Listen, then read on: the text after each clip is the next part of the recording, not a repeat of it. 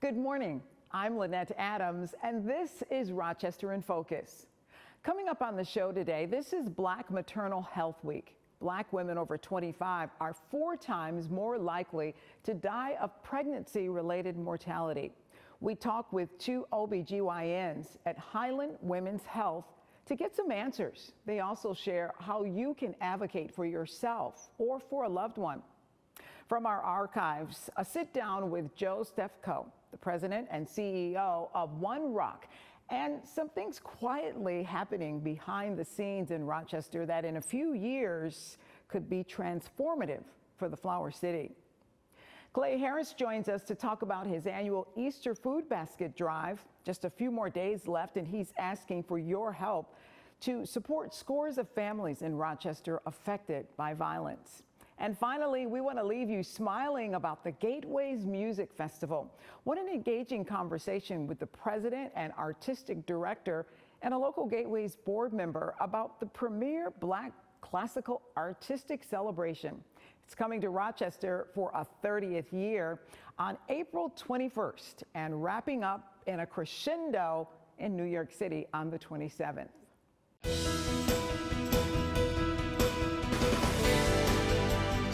Today we're talking about Black maternal health care and maternal mortality. Still in this United States, African American women still die during childbirth. And so we're talking today with 2 OBGYNs who are going to shed some light on this, as well as advise moms how to advocate for themselves. Thank you so much for joining us. I'm sorry that we're talking about this topic, however. It seems amazing to me in 2025 that African American women are still dying in childbirth. Seems like we would have figured it all out, but it's still happening, right? It absolutely is still occurring. And unfortunately, the numbers have not improved. There's been, I think more recently, there has been more data that has been brought to light and more research on the specific numbers. And the CDC shows that Black women are 3 times more likely than white women to have to die in childbirth or have some sort of adverse outcome associated with childbirth. And so I think in these most recent years is really when this is all coming to light, which is pushing now people to advocate more, to talk to their physicians, talk to those in government about what we can do, because something's got to change. And we're not talking about women who are socioeconomically compromised, or we're not talking about poor women versus, we're talking about all women of color. Even Serena Williams talked about her experience, right? That's correct. So it doesn't show that it's directly correlated to socioeconomic status. All of that does play a role in regards to making sure there's access to care and being able to have food equity and balance into getting better care and health. But overall, it doesn't matter about your socioeconomic status. Even studies have shown in the past that should you have been outside of the United States and migrated to the United States, the factors actually become the same as the women who are born in the United States, which shows that there is a major underlying issue with being a Black woman in the United States itself. Are there any trends in terms of the causes?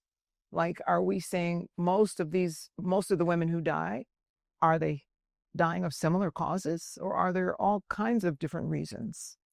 Yeah, I think just in general for OBGYN, like sepsis and hypertensive disorders, as well as cardiac things, are all high risk for patients. And so it's not so much that these patients like disproportionately like have these conditions, but those are the 3 likely causes in childbirth in general, and they seem to be dying more from these conditions, whereas other people are not. And that lends to the fact that really there's a problem with racism and not necessarily race that is playing a role in these adverse outcomes. And these are completely preventable deaths, right? Because these are all treatable ailments. They are all treatable. I think a lot of what it is that it's the comfortability of being able to seek care where you feel comfortable and knowing that when you have a complaint that you're going to actually be heard and managed appropriately. So that brings us to the point of advocating for yourself. How do you advocate for yourself as a patient from the doctor's perspective? Yeah, it's making sure that you are heard. If you feel like you are experiencing something and it's not being managed appropriately or hasn't been investigated thoroughly, I would urge you to continue to say, continue to speak up for yourself, which if you feel like you're not getting heard, it can cause you to shut down, right? And so also, I think it also lends to like the support, like having people around you who can also advocate for you when you feel like you've tried and or you're not being heard. And that brings us to like different support systems like doulas and things like that that can are very welcoming to this space and have a tremendous impact too. Do you have instances where patients are afraid to talk to you or afraid to open up? Yeah, definitely. Um, it is, I mean, now that all this data has come out about what kind of care you might receive in the healthcare system, like people are scared. People are afraid. They think that if they come, then maybe they won't get the best care. And so it creates this challenge like, where we have things that we would like to address. There are things that are important that you need to have a healthy pregnancy, but also we have to acknowledge that there are fears here. And it may be hard for people to come and show up. Um, but I just encourage people to continue to and express whatever concerns they have. It's safe to talk to your doctor. Speak up. We'll be right back.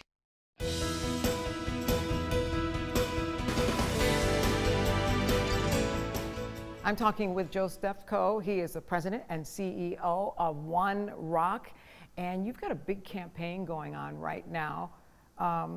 Talk about the marketing and talk about the regional aspect of building downtown Rochester and beyond. So storytelling and regional identity, community identity is so important, not just for a region like ours, but all those places that we compete with to sort of kind of cut through the noise and in an environment of information overload, make clear what makes this community and this region unique to help its assets stand out. And as I shared earlier, I moved to Rochester about 17 or 18 years ago, and I would share with folks that it was amusing to me when I first moved here that when our community would be written up in a national publication, regardless of the subject matter, inevitably in those first 3 or 4 paragraphs, Eastman Kodak would be referenced, right? It was so central to our brand, and I think it's an interesting tidbit when you think about our story for a long time being one that we were, rather than what we are, whether it was Kodak or the big three. Now we see Kodak and other companies of that generation having regained their footing and beginning to add jobs, which is really exciting. But what we are today in 2024 and going into 2025 is not what we were a generation or two ago. So really the intent of the Greater Roc regional branding and marketing campaign is to coalesce our economic development activities around that shared messaging that ladders up into a really powerful and kind of a brand that has swagger to it. So we are not only pushing that regional campaign out here in the greater Rochester region, but in about a dozen regions nationally where we're looking to reclaim and reassert the story about this place and what makes it great. What I found interesting is the partnership between Buffalo, Rochester, and Syracuse. That's different. It is different, and it's really exciting. So you're referring to the Regional Tech Hub designation and the Phase 2 Implementation Award that we were one of the first in the nation to receive. This is focused around semiconductor manufacturing and build out of the supply chain. 10 years from now, based on planned investments alone, 1 in 4 semiconductor chips that are manufactured in the United States will be manufactured within 350 miles of where you and I are sitting. So that creates an enormous and transformational, generational economic opportunity for our region. So all of the work that we all have collectively been doing for years and years, and now more recently with our friends in Buffalo and Syracuse to build our competitive capacity and make sure that we are aligned, I think really has us poised to truly capitalize on that once in a generation opportunity. Do you think part of the problem is our messaging? You talked earlier about telling our story. Has that been part of our problem, that we haven't really been telling our story, or we weren't quite sure what our story was? I think it's probably a bit of both. When we started our work at what was then ROC 2025, 5.5, almost 6 years ago now, I do think that both internal perception of this place and the external perception looking in was outdated. It was somewhere between outdated and unknown. And look, this is marketing 101, right? If you don't tell your story, if you don't curate your story, one is going to be thrust on you. And I think that's kind of where we as a community and a region found ourselves for a long time. And we have no shortage of assets and proof points to shine a light on here. And that's what makes this time and this opportunity with all the momentum that we talked about earlier just so exciting and gives us a really powerful story to tell, and shame on us if we don't tell it. Give us one nugget, something exclusive that we don't know about. So we began this work in 2019, as I said earlier, with a 5-year, $20 million capacity building plan. The businesses in this region have stepped up. The foundations in this region have stepped up. Our state and federal partners have stepped up. We are now north of $30 million in commitments toward building the capacity of this place to grow jobs, to attract and expand companies, to attract and retain talent, and to continue to build out the revitalization of downtown while at the same time telling that story. So we have surpassed our goals, and one other thing I would mention is, we're very data driven. Every month we benchmark this region's economic performance against its peers nationally, and on virtually every economic performance metric since 2019, we have improved. So we're not where we want to be, we're not at the finish line, but we feel the momentum and we're going to continue leaning in. All right, so that means we can take courage. Maybe we just need a little bit of patience, but in the coming years, we should expect to see this city change, evolve, and grow into something great. Patience, pride, and excitement is on the doorstep. Sounds good. We'll be right back.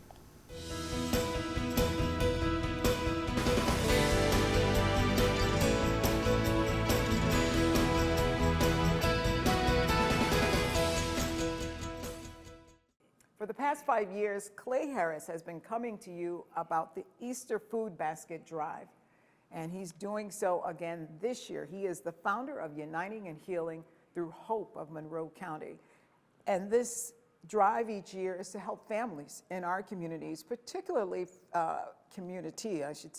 families who've been affected by violence. Yes, and thanks for having me again, Lynette. You and Channel 10 have been so gracious to allow us to share with the community, not just our outreach for the community, but the huge problem we have in the community with violence and how it affects families. And then when you couple that with such an acute food insecurities within the community, it's a recipe that really needs to bring attention. And we need the community's help again, and that is they can donate food or monetary. They can go to our website, unitingthroughhope.com, unitingthroughhope.com, and they can either donate again monetarily, or they can donate at Tops Friendly Markets, been one of our partners for the last 5 years, as well as First Student.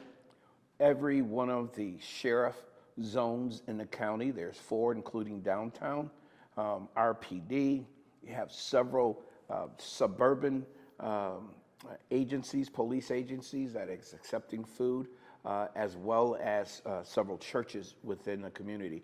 So there are a lot of different ways for people to donate. And I mean, to be quite frank with you, with what's happening in Washington, coupled with post-COVID, more people are suffering and hurting financially than ever before. I think maybe in our lifetime. Is that what you've been finding, that the need is greater? Oh my gosh. Yeah. And we're not like a food bank, but people are calling us all year round, and then we'll refer them. Sometimes we still help, right? Yeah, it's really, really an acute issue all over the country, this region, the county. It's not just a city problem, it's a county problem, it's a regional problem.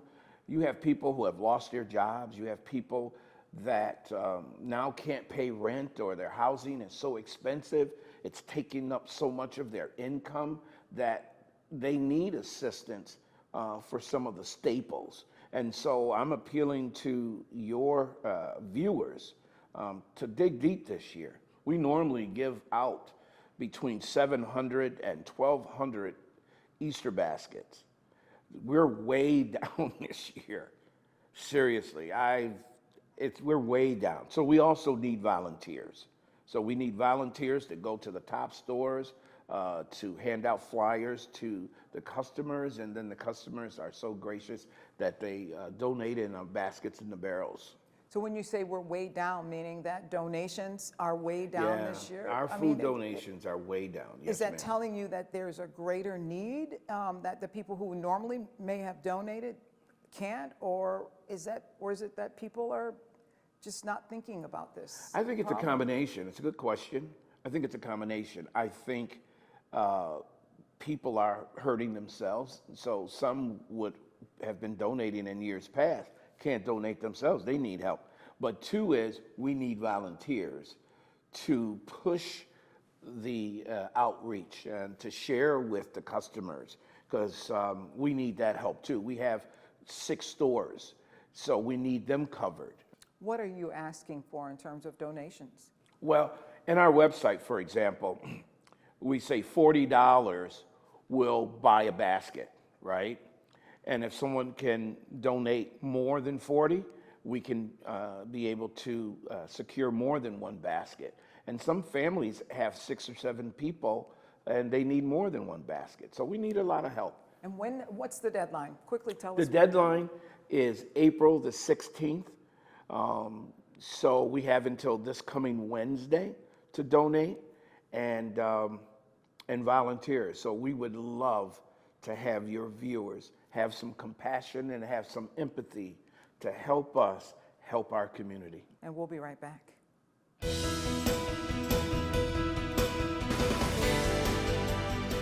Today we're talking about a premier celebration of Black classical artistry. We're talking about the Gateways Music Festival, and it's on its way to Rochester, and there's a lot of excitement around it. Today we have the opportunity to talk with the president and artistic director, Alex Lang, who's joining us, as well as Kate Washington, who is the secretary of the board of directors for the Gateways Music Festival. So nice to have both of you here today. And it's exciting to talk about this festival. Yeah, so Gateways had its first festival in Rochester in 1995. So this is 30 years of Gateways in Rochester. This is an exciting and wonderful festival for us. So you can expect legacy, you can expect remix, and you can expect a forward-looking vibe and spirit that Gateways is bringing to Rochester for this festival. And that's the sense I get in talking with you both, that there is a lot of movement, a lot of forward motion, and looking to the future with the Gateways Music Festival. Is that correct? Absolutely. Gateways, again, has been something that is really a creative endeavor, and creativity never sleeps. And our evolution is based on the fact that we not only draw from the past, we also invest in our current operations and music artistry, but we also develop and move and look towards the future for what we're doing. So it's very, very exciting time for us. Tell people, for people who don't know about the Gateways Music Festival, what's special about it? What's different about this festival and some of the others that we have in Rochester? Well, Gateways lives at the intersection of classical music and Black people and Black culture. So right off the bat, that's a unique mix. Gateways brings together the nations, some from across the world, but primarily drawing from the U.S., the top classical musicians who are also Black. So we have members from the Metropolitan Opera Orchestra, orchestras on the West Coast. For this festival, we're bringing together players from 20 different states. So it's really an extraordinary opportunity. We'll have, of course, the festival finale is the full Gateways Festival Orchestra on stage at Kodak Hall, conducted by the incredible Anthony Parther, along with Janae Bridges, an incredible mezzo-soprano. We're going to be playing a piece by a brand new composition by Damian Sneed on that evening.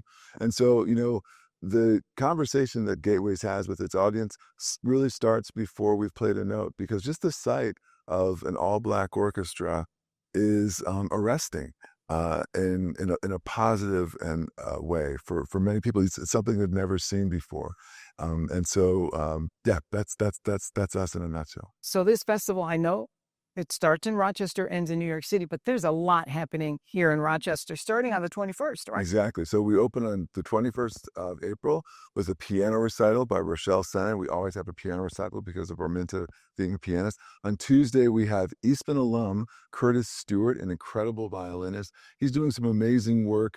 Particularly, he's doing this project called Seasons of Change, where he's taking Vivaldi's Four Seasons and looking at it through remix culture, Afrofuturism, digital. It's just an incredible remix of this piece. On Wednesday, we have the Paul Brigette Lecture and Community Conversation, where we're going to be looking at the work of William Levi Dawson, whose work we're featuring on Thursday, the festival finale concert at Kodak Hall. Anthony Parther conducting the Gateways Festival Orchestra, a program that starts with Dvorak's Eighth Symphony, then has a world premiere, a piece that's never been heard on planet Earth before will be heard here in Rochester. Wow. Thursday evening, Damien Sneed's Reflections of Resilience. And then we close with William Levi Dawson's Negro Folk Symphony. My gosh, and how can people tell people how they can take part in all of this good stuff? Well, first of all, you need to show up and get those tickets at gatewaysmusicfestival.org.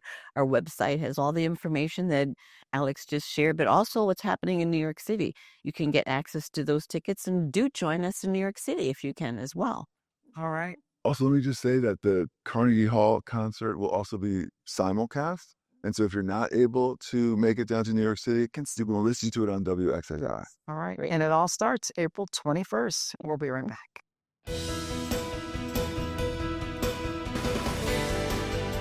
A big thank you to all of our guests today. If you would like to join us as a guest on Rochester in Focus, we'd love to hear from you.